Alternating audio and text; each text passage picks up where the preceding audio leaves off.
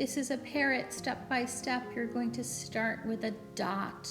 A dot is a filled in circle. You're going to draw a circle around your dot, 2 curvy lines above that circle, and 2 curvy lines below. Right next to it, we're going to make a straight vertical line and a straight horizontal line, a curvy line from the top and bottom.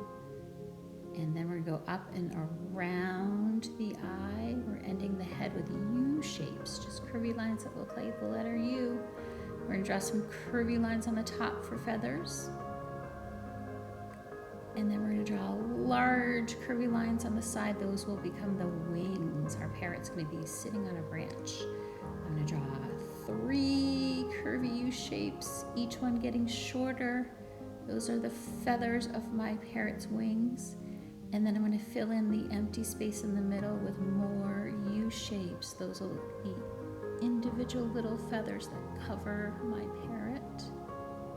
I'm going to continue to do that all the way down to where I'm going to start to put the legs. I'm going to start with the feet. So I'm going to draw it like an upside down U. I'm going to put a straight vertical line in the middle, and then 2 angled lines that will become his legs. So his legs go into his feet.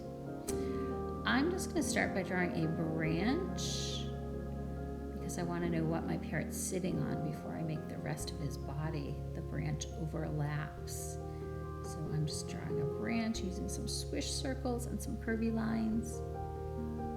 And then I'm going to draw more U shapes. I'm going to start with 4 for his tail, go down to 3, and then 2, and then 1. And that is how I'm drawing my parrot. If you choose to, you can give your parrot a habitat. You can show where he lives.